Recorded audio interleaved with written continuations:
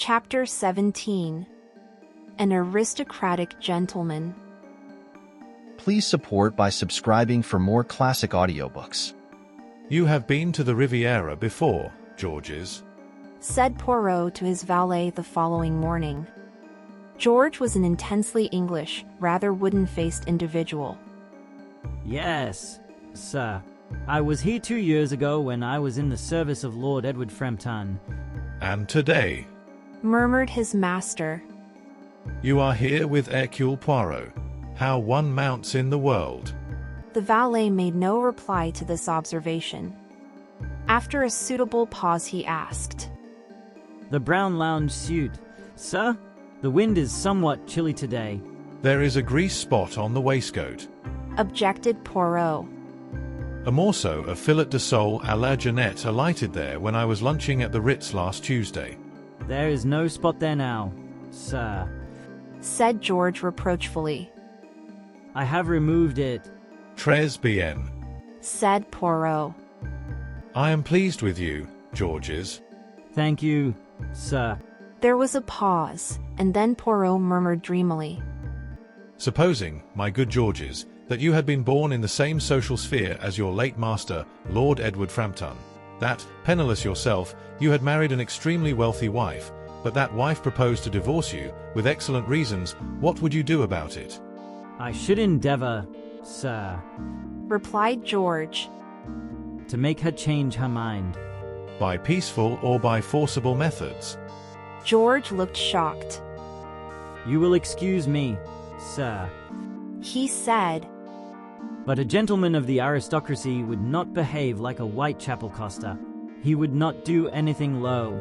Would he not, Georges? I wonder now. Well, perhaps you are right. There was a knock on the door. George went to it and opened it a discreet inch or two. A low murmured colloquy went on, and then the valet returned to Poirot. A note, sir. Poirot took it. It was from Monsieur Cox, the commissary of police.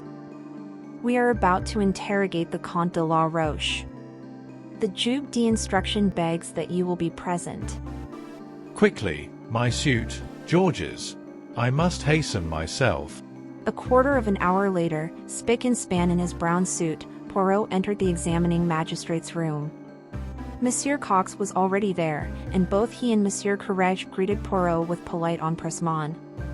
The affair is somewhat discouraging, murmured Monsieur Cox. It appears that the Comte arrived in Nice the day before the murder. If that is true, it will settle your affair nicely for you, responded Poirot. Monsieur Courage cleared his throat.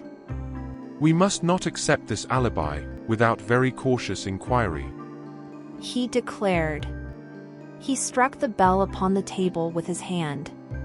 In another minute a tall dark man, exquisitely dressed, with a somewhat haughty cast of countenance, entered the room. So very aristocratic-looking was the Count, that it would have seemed sheer heresy even to whisper that his father had been an obscure corn chandler in Nantes, which, as a matter of fact, was the case. Looking at him, one would have been prepared to swear that innumerable ancestors of his must have perished by the guillotine in the French Revolution. I am here, gentlemen, said the Count haughtily. May I ask why you wish to see me? Pray be seated, Monsieur le Comte, said the examining magistrate politely. It is the affair of the death of Madame Kettering that we are investigating. The death of Madame Kettering? I do not understand. You were, acquainted with the lady, I believe, Monsieur le Comte. Certainly I was acquainted with her. What has that to do with the matter? Sticking an eyeglass in his eye, he looked coldly round the room, his glance resting longest on Poirot, who was gazing at him with a kind of simple, innocent admiration which was most pleasing to the Count's vanity. Monsieur Courage leaned back in his chair and cleared his throat.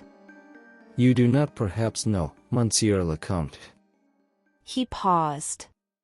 That Madame Kettering was murdered. Murdered? Mon Dieu, how terrible. The surprise and the sorrow were excellently done, so well done, indeed, as to seem wholly natural. Madame Kettering was strangled between Paris and Lyons, continued Monsieur Courage. and her jewels were stolen. It is iniquitous. Cried the Count warmly. The police should do something about these train bandits. Nowadays no one is safe. In Madame's handbag, Continued the judge. we found a letter to her from you. She had, it seemed, arranged to meet you. The Count shrugged his shoulders and spread out his hands. Of what use are concealments? He said frankly. We are all men of the world. Privately and between ourselves, I admit the affair. You met her in Paris and traveled down with her, I believe. Said Monsieur Courage. That was the original arrangement, but by Madame's wish it was changed. I was to meet her at Hyères. You did not meet her on the train at Gare de Lyon on the evening of the 14th. On the contrary, I arrived in Nice on the morning of that day, so what you suggest is impossible. Quite so, quite so. Said Monsieur Courage. As a matter of form, you would perhaps give me an account of your movements during the evening and night of the 14th. The Count reflected for a minute. I dined in Monte Carlo at the Café de Paris. Afterwards I went to the Le Sporting. I won a few thousands francs. He shrugged his shoulders. I returned home at perhaps 1 o'clock. Pardon me, monsieur, but how did you return home? In my own two-seater car. No one was with you. No one. You could produce witnesses in support of this statement. Doubtless many of my friends saw me there that evening. I dined alone. Your servant admitted you on your return to your villa. I let myself in with my own latchkey. Murmured the magistrate. Again he struck the bell on the table with his hand. The door opened, and a messenger appeared. Bring in the maid, Mason. Said Monsieur Courage. Very good, Monsieur le Juge. Ada Mason was brought in. Will you be so good, mademoiselle, as to look at this gentleman? To the best of your ability, was it he who entered your mistress's compartment in Paris? The woman looked long and searchingly at the Count, who was, Poirot fancied, rather uneasy under the scrutiny. I could not say, sir, I am sure. Said Mason at last. It might be and again it might not. Seeing as how I only saw his back, it's hard to say. I rather think it was the gentleman. But you are not sure. No. Said Mason unwillingly. No, I am not sure. You have seen this gentleman before in Curzon Street. Mason shook her head. I should not be likely to see any visitors that come to Curzon Street. She explained. Unless they were staying in the house. Very well, that will do. Said the examining magistrate sharply. Evidently he was disappointed. One moment. Said Poirot. There is a question I would like to put to Mademoiselle, if I may. Certainly, Monsieur Poirot, certainly, by all means. Poirot addressed himself to the maid. What happened to the tickets? The tickets, sir? Yes, the tickets from London to Nice. Did you or your mistress have them? The mistress had her own Pullman ticket, sir. The others were in my charge. What happened to them? I gave them to the conductor on the French train, sir. He said it was usual. I hope I did right, sir. Oh, quite right, quite right. A mere matter of detail. Both Monsieur Cox and the examining magistrate looked at him curiously. Mason stood uncertainly for a minute or two, and then the magistrate gave her a brief nod of dismissal, and she went out. Poirot scribbled something on a scrap of paper and handed it across to Monsieur Courage. The latter read it and his brow cleared. Well, gentlemen, Demanded the Count haughtily. am I to be detained further? Assuredly not, assuredly not. Monsieur Courage hastened to say, with a great deal of amiability.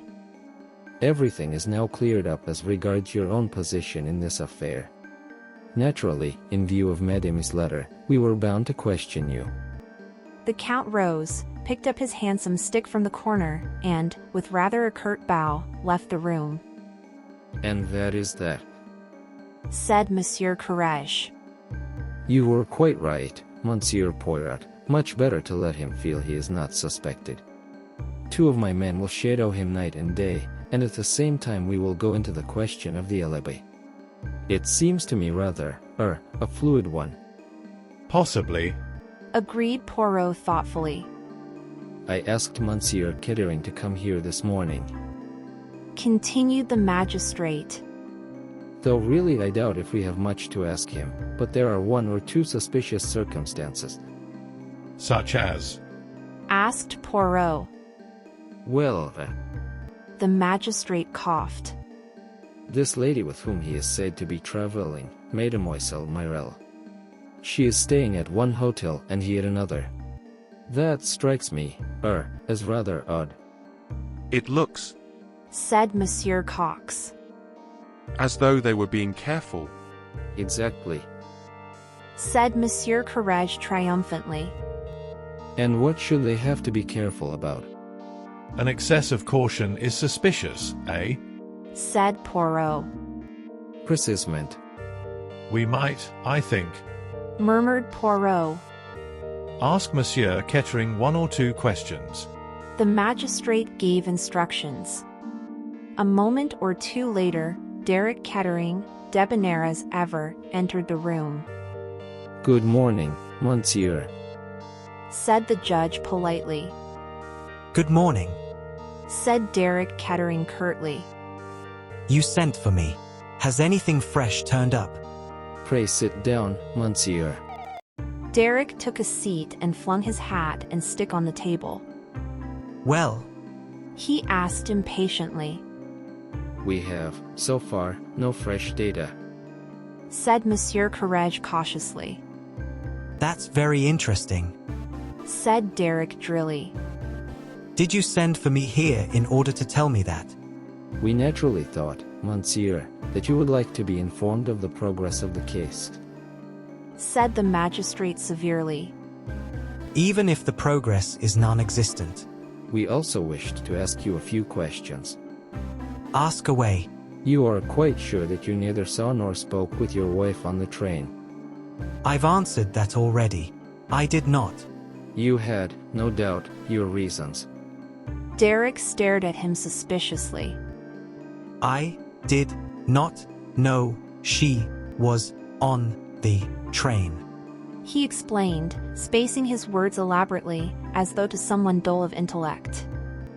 That is what you say, yes. Murmured Monsieur Courage.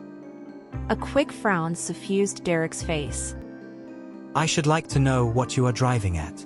Do you know what I think, Monsieur Carriage? What do you think, Monsieur? I think the French police are vastly overrated. Surely you must have some data as to these gangs of train robbers. It's outrageous that such a thing could happen on a train deluxe like that, and that the French police should be helpless to deal with the matter. We are dealing with it, Monsieur, never fear. Madame Kettering, I understand, did not leave a will. Interposed Poirot suddenly. His fingertips were joined together, and he was looking intently at the ceiling. I don't think she ever made one. Said Kettering. Why? It is a very pretty little fortune that you inherit there. Said Poirot. A very pretty little fortune.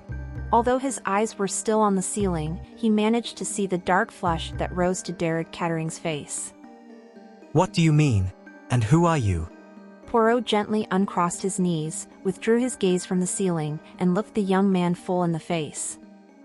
My name is Hercule Poirot. He said quietly. And I am probably the greatest detective in the world. You are quite sure that you did not see or speak to your wife on that train? What are you getting at? Do you mean to insinuate that I killed her? He laughed suddenly. I mustn't lose my temper.